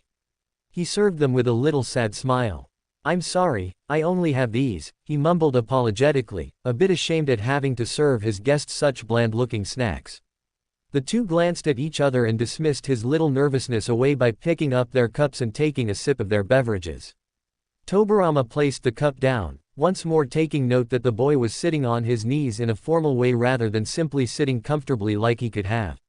Mito too took note of it but didn't give it much thought as much as Tobirama did. He pulled out a scroll from his hip pouch, handing it over to the boy who took them with a grateful smile. "That contains all the learning material you will need for the academy," he stated stoically, dismissing the boy's question with his answer even before it could be brought out of his lips. Naruto nodded hesitantly, not quite understanding how a little scroll like this could be all the learning material he would need for the academy. Did they really teach so little at the academy? Was all his innocent and naive 6-year-old mind could perceive at the moment.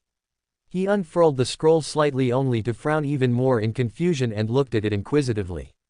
He couldn't understand even in the slightest what this was. Maybe they would teach him another language in the academy. Mito let out a soft sigh seeing the boy looking at the scroll a little calculatively yet with a firm confusion now marring his face. She couldn't believe that Tobirama could imply that the boy really knew what a storage scroll was when he hadn't even had a single day at the academy yet. She looked at him with narrowed accusing eyes while he stared back at her impassively, not quite understanding what her problem was.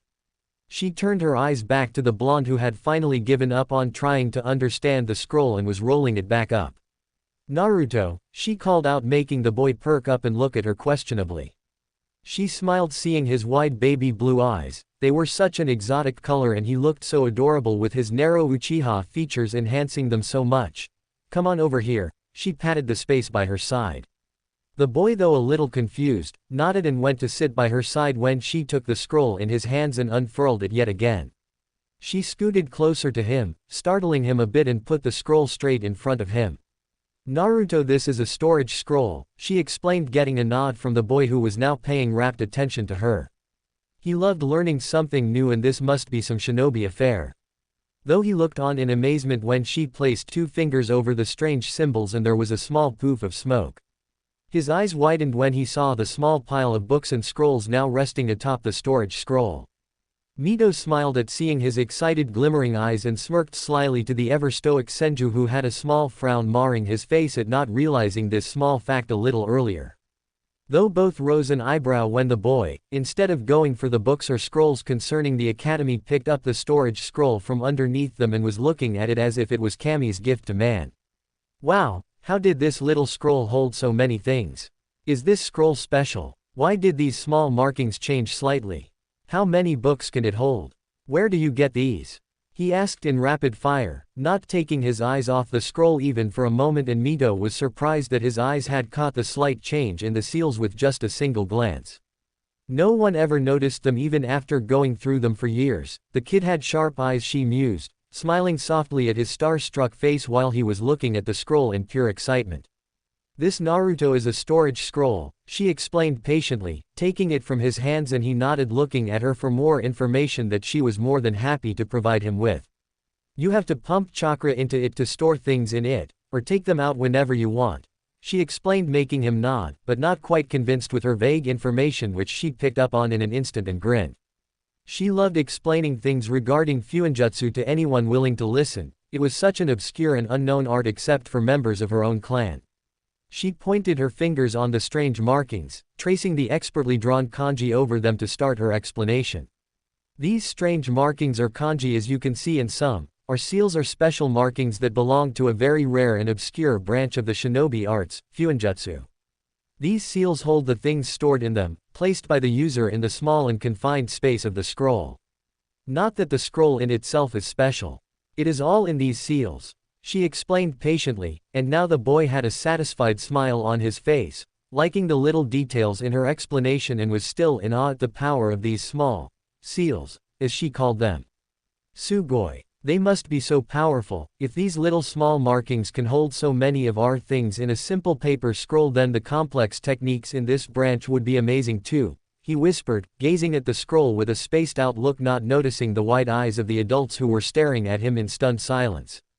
Both glanced at each other in a seemingly silent eye-to-eye conversation, and Mito smiled slyly at the prospect of having a new candidate who was willing to venture into this exotic branch of the shinobi arts at so young an age. Naruto broke out of his stupor and instantly asked the first thing that came up in his mind. Will they teach this to us at the academy too?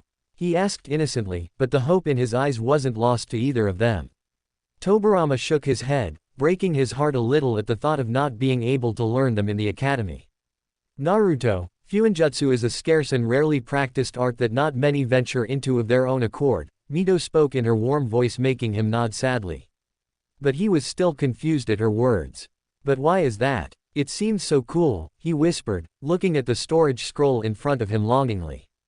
Mito put her hand on the boy's head and brushed his silky golden locks gently. Both the elders were surprised how interested the boy looked into learning this non-flashy and boring art. You really are a surprising child, my little one. Most children love ninjutsu or taijutsu since they look and seem so cool and all, but brush off fuinjutsu since they are only simple markings or calligraphy arts combined with a little basic ninjutsu to create something much more complex. It is really rare for one to take an interest in it on their own, she explained patiently, getting a small nod from the boy while she kept brushing his soft hair she adored so much right now. She couldn't help but gush at his adorable yet saddening crestfallen expression. It is the specialty of my clan, you know, she said, making him perk up with a smile. It is only learnt by a rare few outside my clan, and even within us, only a rare few ever get the honor of being called masters at this art. It is the most complex art known to the shinobi world, she stated, and saw the boy turn his gaze back to the storage scroll with a small bout of silence reigning in the room now. Both Tobirama and Mito looked on in curiosity at what the boy might say next, seeing his contemplative face. For Naruto, it intrigued him to no end. In his mind it was utterly stupid that they didn't teach this at the academy. So what if it was hard? That made it all the more reason for anyone to learn it. Where can I get books on fuinjutsu? He finally asked, breaking the bout of silence, and Mito smiled widely at his words. For Tobirama, he was at a loss of words. Normally, children his age ventured into ninjutsu or even kenjutsu since it looked so cool and flashy, piquing their innocent attention a lot. But this young boy was something else. Now Mito was especially intrigued by the kid. No matter if he was an Uchiha, fuinjutsu prospecting students were rare enough to think of such trivial things. She turned the boy's face to her by her finger placed on his right cheek and gave him a little smile. Well, I am not so bad at fuinjutsu, why don't I show you a few things and we'll see if maybe you want to pursue learning the art in the future or not. She asked him curiously and Naruto beamed at the nice lady with a happy nod. Really, you'll teach me? He asked her with a voice of uncertainty but grinned when she nodded with a smile. When can we start? He asked happily and she giggled at the boy's enthusiasm. Well, we could start now but I don't think you have a calligraphy kit with you so I'll have to bring one. Tomo, she was cut off as Naruto spoke up. What is this calligraphy kit? I may have it. What does it contain? He asked and she giggled shaking her head. No Naruto-kun, it is rare for someone other than the Uzumaki clan members to have a sealing calligraphy kit with them. Again Naruto spoke up making her surprised when she saw his vigorous shaking of head. Madara Gigi's library has so many things in it along with my father's. I don't know what all of them are or how to use them all, but maybe you can find this sealing kit in there. He asked her, not wanting to miss a chance at learning fuinjutsu even in the slightest.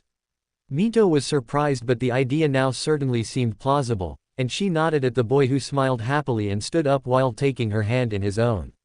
She followed him with a smile while he escorted them through the hallways of his house. This time Mito and Tobirama truly saw how beautiful the house truly was, never having explored it so much before. Naruto stopped in front of a sliding door with the Uchiha clan symbol embossed over it proudly. He slid it open and stepped in with the two elders following him in to see what had Madara really kept in his house. Their eyes widened in unison to epic proportions at seeing the sight that was now in front of them. The room had shelves after shelves in several rows, each of them stacked full of scrolls and various other items concerning the shinobi affairs or his clan materials. Tobirama turned his eyes to the right, to see the last row stocked full of weapons of all kinds but two of them caught his eyes. There hung on the wall, were Madara Uchiha's personal war fan and Izuna Uchiha's personal katana. It made several memories of battling against the bearers of the two weapons, stored in such pristine condition fly into his mind. He walked onto the second row with scrolls, and saw them all arranged in several sections of nin, tai and genjutsu. There were jutsu scrolls of all ranks and elements, even non-elementals were categorized separately from the elemental ones. It was quite probably larger than the village's own personal library, that in itself was filled more than 3/4 of the contents provided by the members of the Uchiha clan with them using their Sharingan to document the techniques they learnt from various enemies of various lands. His family too must have documented and preserved each and everything they had scoured over the generations and kept them here for safekeeping. But that in itself raised a peculiar question in his mind. Naruto, do you by any chance know why your clan elders haven't taken this all in and absorbed this into the clan's property? He asked the boy, his voice laced in disbelief while unfurling a simple D-rank jutsu scroll to see the personal signature of none other than Madara Uchiha himself at the end of it. And he was surprised yet again when the boy nodded simply. The weapons section alone was enough for the clan to raise hell over a single family possessing it and try and absorb it into the clan's funds, which wasn't taking into account the amount of knowledge that was amassed in here.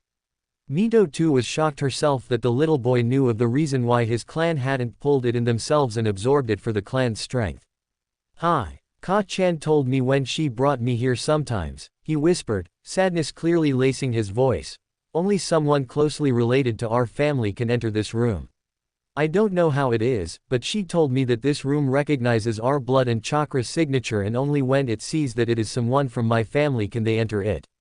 No one has ever been here except you two till today, he explained innocently, looking for the small kit Mito had told him about and not seeing the completely baffled and shell-shocked faces of the adults behind him. Mito though looked around and narrowed her eyes at the markings laced all over the walls of the room. It was embedded with several layers of security, privacy and silencing seals. Nothing short of breaking in done by a full-blown seal master. After hours of breaking through the sequence of seals would one be able to access this room. Clearly whoever set this up didn't want anyone to be sneaking around here without his/her permission. And knowing the kinds of people the previous two owners of this house were, it wasn't the least bit surprising to the Uzumaki clan heiress. The two were very strict when it came to privacy in their lives and this showed it to the fullest. Then why have you brought us here, Naruto? It is a family heirloom that has been protected by your family for generations, why show this to us? Asked the ever-curious Tobirama. Mito wanted to scold the man for such a blunt and rude question that could be taken as an insult for the boy's courtesy to them, but she was curious to this as well, so she let it slide this time and opened all ears to the blonde boy rummaging through the shelves with his tongue sticking out in frustration at not being able to find the kid in this treasure room of a place. "I trust you too," came his answer with a small cough when he found something old and full of dust, making them quite surprised when he continued on. "Ka-chan told me only to bring those in here that I trust completely, and never bring anyone from my clan here since they might try to take this all. But I trust you too. After all, Toburama-ji-chan is the Hokage and Lady Mito is really nice too. You guys brought me books and helped me get in the academy.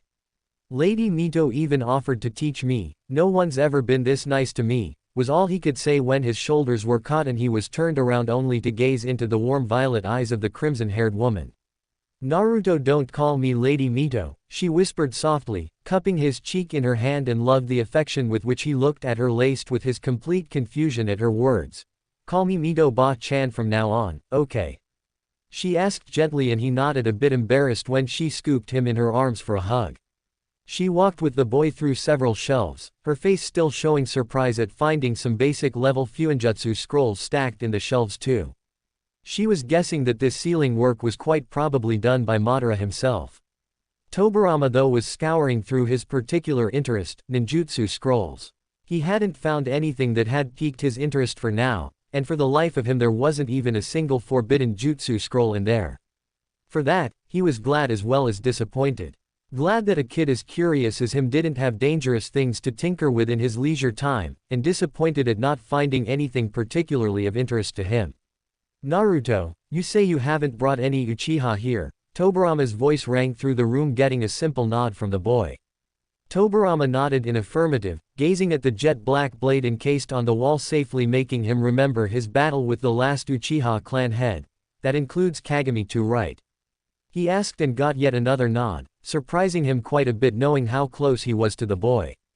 "Ka-chan made me promise to never bring another Uchiha in here no matter what, and only those from outside that I could trust completely.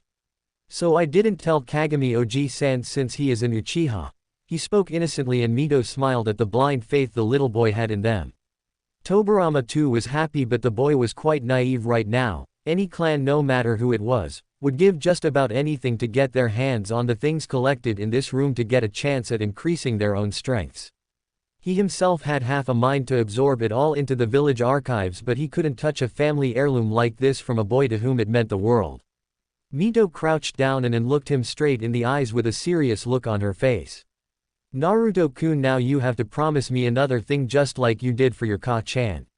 You will that for me, won't you?" she asked him in her gentle tone, getting an instant nod from the boy who had simply no qualms with it. "Don't bring or even tell anyone about this room other than us. You don't know what people would do to get their hands on this if they knew what was here. Promise me the room stays a secret with only us knowing about it," she asked softly, and Naruto nodded innocently, trusting the woman. After all, she said the same thing his Ka-chan told him, and she was always right in his mind. "Hi, I promise you, Mito-ba-chan," he said in his soft yet melodic voice, making the woman smile and ruffle his hair playfully. She caught his chin in her fingers and placed her lips on his forehead. "Let's go, I found it," she spoke playfully, getting a grin out of the boy. She took his hand in her own and led him out, looking behind her to see Toburama still scouring the place like a hungry scavenger. "Let's go," she said firmly, leaving no room for arguments and pulling the man out by his collar, who yelled out protests in return that he wanted to stay a little longer like a child. Toburama followed the two with a slight slump in his shoulders at being denied the chance to learn something new, but his face lit up with a slight smirk seeing the two in front of him walking hand in hand. He stayed silent and cherished the two interacting in front of them silently. The boy's innocence and kind heart was really contagious. He had already wormed his way into his heart, and he already knew that Mito adored the boy with all her being. Having found herself an apprentice, she had long since given up looking on after her repeated failures at scouring for one. They sat back in the living room while Mito had pulled the boy onto her lap, much to his embarrassment, but she wasn't taking any of it. She placed her chin over his head and pulled open the calligraphy kit, getting down to business now. She showed him the proper way to rub an ink stone and showed him how it was done so he could follow in her lead. He did as he was asked patiently, rubbing the required ink off the stone for their practice session. Mito wouldn't tell him right now, but this was a moment every seal master cherished when he decided to take on an apprentice. She took a brush in her hands. Instead of using the support between her index finger and thumb, she placed it in his hands on merely her fingertips for the added precision that was needed for the art of sealing. Naruto looked at her hand with narrowed eyes and took a brush in the same way in his left hand, once more surprising her with a new edge she found in him. "Alright Naruto, no, watch this closely, alright?" she asked in but a whisper, feeling his head bob up and down under her chin.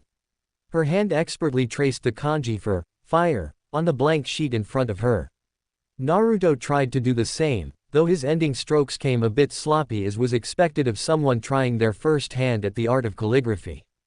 Tobirama smiled, sipping on some tea he had poured from the kettle the boy had been kind enough to bring them earlier, and watched on the boy's shaky hands take their first steps into the obscure field of sealing.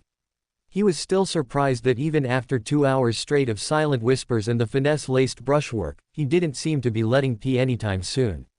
He had tried the same with Tsunade, but alas, she was a bit too hot-headed and loved taijutsu instead of the boring art that was sealing.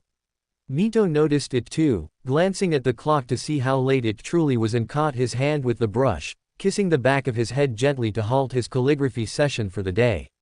He looked back, a little peeved and mostly confused, but smiled when he saw the smiling face of the crimson-haired woman he sat on top of. "That's enough for today, Naruto-kun. It's already time for the sun to set," she answered his query before it be brought out, making him look out the glass door in the room and have wide eyes at seeing the slightly darkening sky, showing how late it truly was. He got off her lap and both elders stood up from their interesting day, smiling at the boy who walked them out to the door. The two turned around, reaching his doorstep, getting a polite bow out of the boy. "Thank you for taking the time to visit and teach me, it was really nice." "Arigato."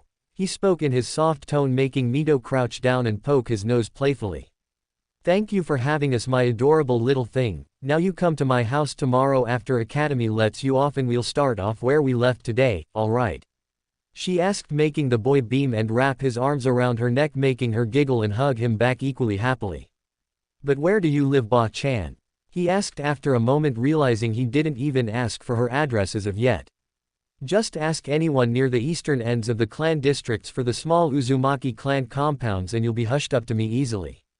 So come anytime, I free and alone all day long, so don't worry about the time. It would be nice to have such nice company with me from now on," she chirped up in a chipper tone, getting a small grin out of the blonde, and she grinned back.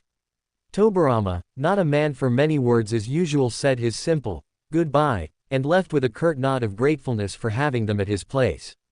After a small dinner with his little cub, who had slept her way straight through the day to hide in his room, he was out like a light as soon as he hit his futon and slept with a smile to look forward to his days at the academy from tomorrow onward. Next morning, Naruto woke up with a start and grinned happily. Today was the day he finally went to the academy. He looked by his pillow side to see the cub sleeping soundly and picked her up, waving her up in the air. The cub woke up with a start and looked around itself in confusion.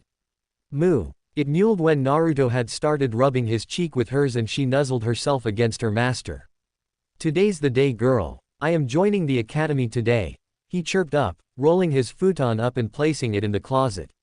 He jogged into the bathroom, taking a bath after catching the scurrying cub, who ran away as soon as she saw the filled tub, but to no avail as she was thrown unceremoniously in the water once again. He cooked up a small breakfast, giving the cub some milk and bacon, while leaving some milk in her bowl for until he returned. He hurriedly packed up the things and books marked for first year in his bag and ran up, realizing he was still clad in his towel, forgetting to get dressed in excitement.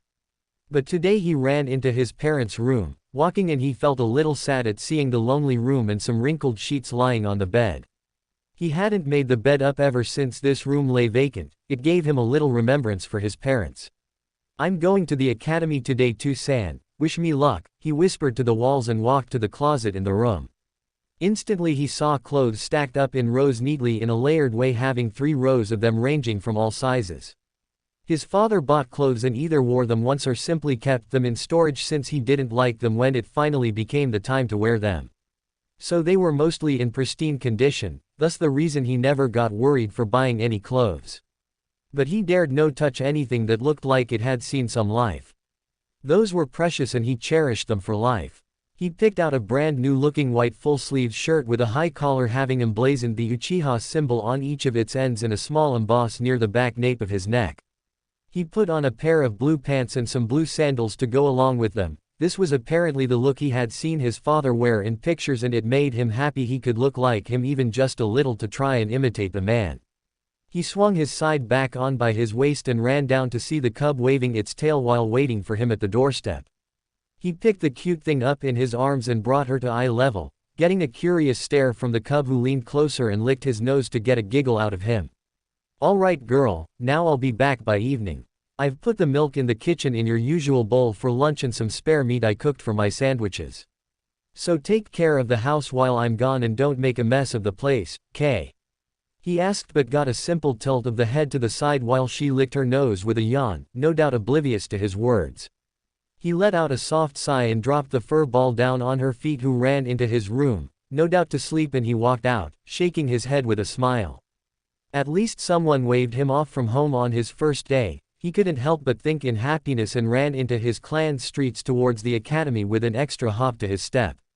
He couldn't even care less for all the snide remarks and looks being sent his way when he ventured out of his clan grounds. He was just too happy to be bothered by them.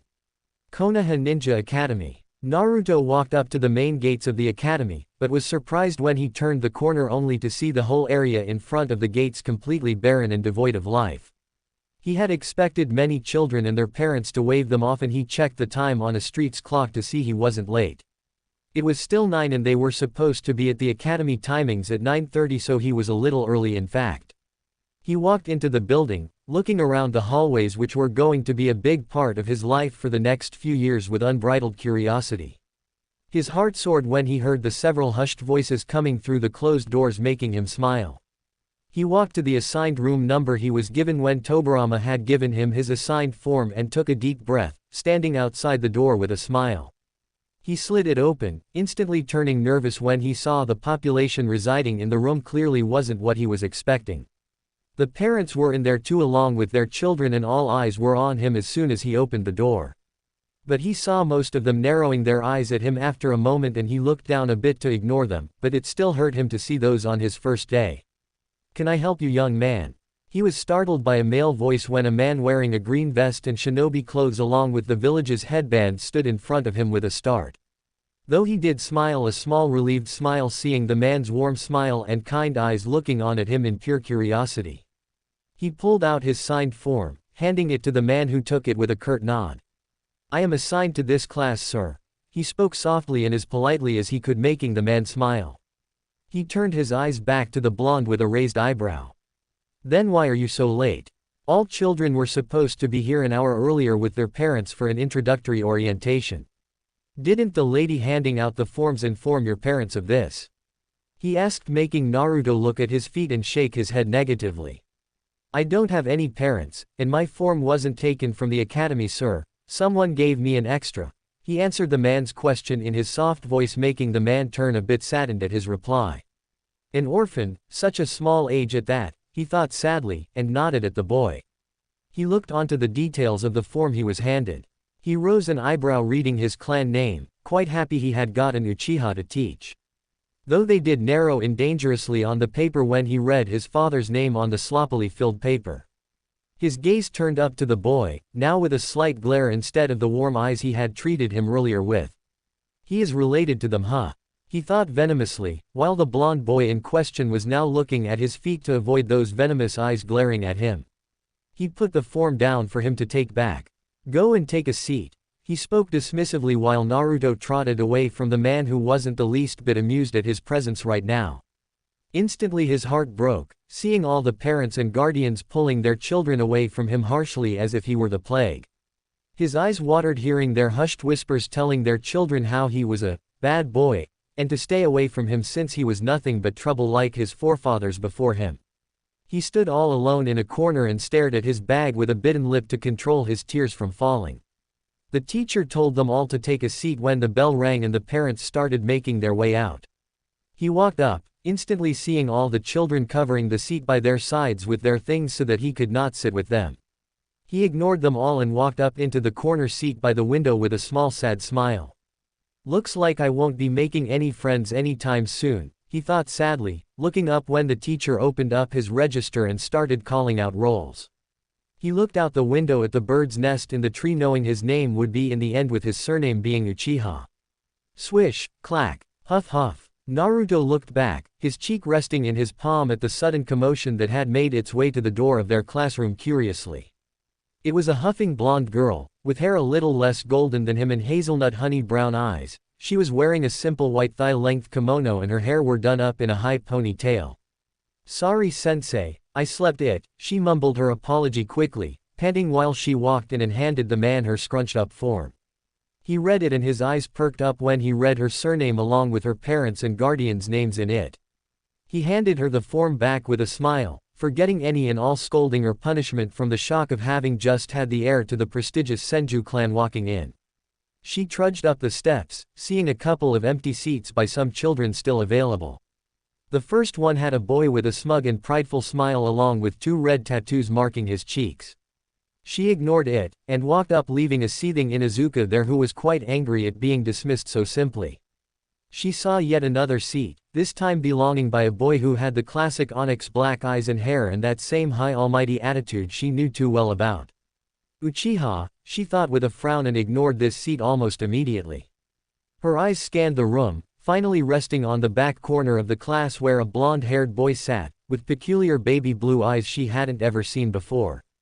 Though she did smile at having found a seat for herself and hopped in by his side with a grin. Naruto looked on surprised when the girl took a seat by his side instead of all the other vacant ones.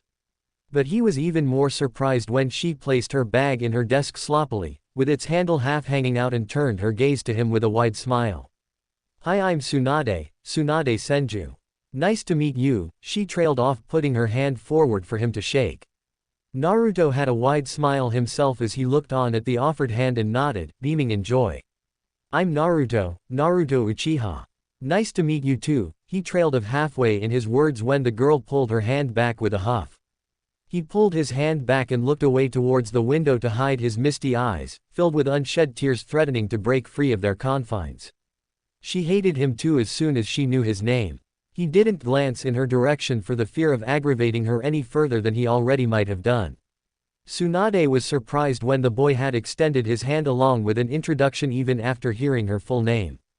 But she wasn't going to be falling for any pranks or snide remarks from him. Those damned Uchiha kids always did that with her and she hated them with a passion.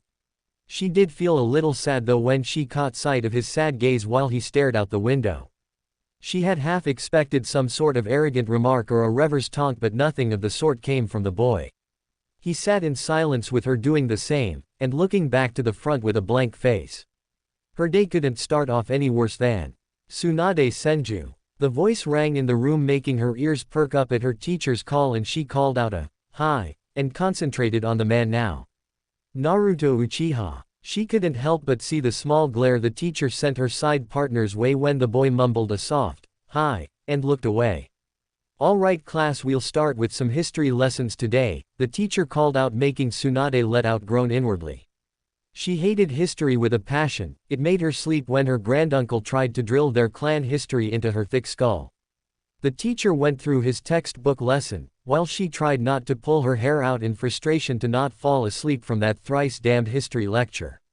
Her cheeks puffed up childishly in annoyance seeing many of the kids around her had already dozed off halfway through the long lecture and turned her eyes to her side. Her eyebrow rose in surprise at seeing her partner paying rapt attention to the lecture as if it was the most interesting thing he had done all morning, and she frowned seeing him jot down little notes in his notebook in between the teacher's pauses. Only these stupid Uchihas can pay so much attention to these boring lectures, she pouted to herself and slammed her head on her desk to keep herself awake through the lecture. Naruto opened up his book for reference, seeing many little side notes made there which were quite helpful to him as well as gave him some additional knowledge on the topics being explained, while he kept up with both the book and his sensei in full attention. The teacher looked up when he heard a small yawn only to see half his class asleep and sighed tiredly. Well, he couldn't expect anything else in a history lesson, he supposed. RRRIINNNGGG.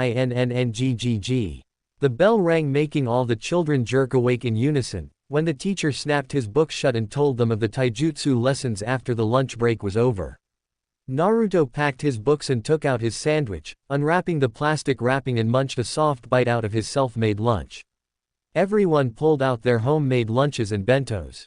Tsunade grinned, taking out her back and popping her hand in to pull out the bento her mother had made for her. Her eyebrows furrowed while she rummaged for her lunch only for it to turn into a full-blown scowl before her face marred one of pure horror. She remembered her mother calling out to her and keeping her lunch on the table, but she didn't remember herself putting it in, while she was running around the house due to being so late. She slammed her head on the desk and let out a soft sigh. She had forgotten it at home.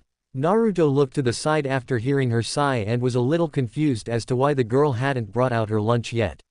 Well, she was a little late in the morning, so. Did you forget your lunch? He asked nervously, making her look at him with irritated eyes. She huffed and looked away, feeling a bit embarrassed that he had pinned the reason right in on the first try. Why do you ask? Going to compare me to the elite Uchiha? Her snarl trailed off with an innocent blink of confusion seeing a wrapped sandwich being forced into her hands. She looked at him stunned. No one else had bothered asking why she wasn't eating except for offering her to sit with them that she had refused as politely as she could in her hungry state. Why are you giving me this?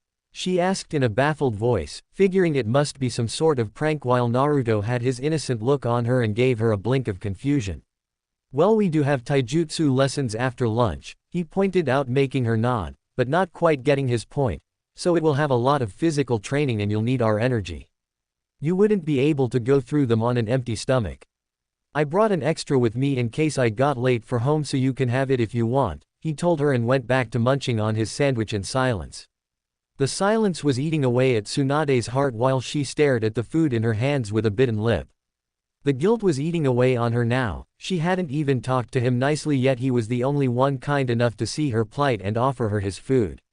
I'm sorry, she mumbled in a soft whisper, her cheeks pink in embarrassment at having to apologize to a classmate on her first day. Naruto though didn't hear her whisper in the whole loud racket in their class and looked on at her curiously. I'm sorry, I didn't hear you, can you repeat it? He trailed off seeing her glare at him with her puffed out cheeks. I said I'm sorry for treating you the way that I did, all right? She asked quickly, her face turning tomato red from the effort it took to get out an apology out of her heart. But don't expect me to repeat it, she mumbled in an embarrassed voice, making the boy blink in confusion. Why he want to do that? Because I won't, get it? She asked him sternly and he merely nodded dumbly, not quite getting why she was getting so hyper. Maybe she was a lot hungry, he answered to himself intelligently and munched on in silence. And thank you for sharing your food with me, she mumbled as an afterthought, this time surprising him. No one had ever thanked him before, so it did embarrass him a little and he merely nodded timidly, munching on his lunch with a smile. Tsunade dug in her sandwich and her eyes widened in surprise at the strange burst of flavors in her mouth. It was unlike anything she had ever had before, a bit weird but still nice. She thought it was perfect a moment later and devoured the sandwich hungrily. She choked on a large bite a bit at the end, and gulped down the offered water bottle half in a single gulp while patting her chest. Naruto smiled that she liked his cooking, as little as he knew for himself, and kept going through his own at a slow albeit calm pace. So why aren't you being mean to me? She asked, making him stop in his small bites and look at her with a confused look, his head tilted to show his confusion quite clearly to her. I'm sorry, I don't get you, he said cutely after a moment of silence between them, and she merely stared at him incredulously. You're an Uchiha, right? She asked, pointing to him with her finger for emphasis of her point, getting a nod from the boy. And I'm a senju? She asked yet again, getting yet another nod from the boy, who remembered her name from the morning introduction but wasn't seeing her point. He stared on at her innocently while she was staring at him expectantly for a sudden breakthrough. Sorry, but I'm still not getting you, he finally said to break the thick silence, making her head drop tiredly. Was she going to have to explain everything around here? Our clans have been enemies for generations, so all Uchiha kids try to bully me or play pranks on me. So in a wrap they are plain old mean to me. Why aren't you doing the same? She asked him curiously while he merely bit down his last bite while popping open his bottle for a drink. Well, you haven't done anything to me, so being mean to you just for being a senju is quite stupid, he said simply, and she was surprised at his simple yet deep words. She grinned and shook her hands free off the breadcrumbs, to extend it for a shake when he finished drinking water from his bottle and popped it close. Then I guess we can be friends, so let's start again. I'm Tsunade Senju, nice to meetacha. She chirped up happily, making the boy smile. He wiped his hands with his handkerchief, making her quite embarrassed that she hadn't done the same, but she had probably forgotten that at home too, she thought in silent embarrassment when he shook her hand with a grin. I'm Naruto Uchiha, it's nice to meet you too, he said in a chipper tone, making her grin and nod when they finally shook hands at the start of a new friendship. Alright class, it's time for your first taijutsu lesson, so everybody come out now. The teacher called out from the door, making them all start to walk out with Naruto and Tsunade walking out together in the back. That's it for part 1. If you enjoyed this story, like, share, and subscribe to Fox Fanfiction. Comment below, would Uchiha Naruto change the entire ninja world?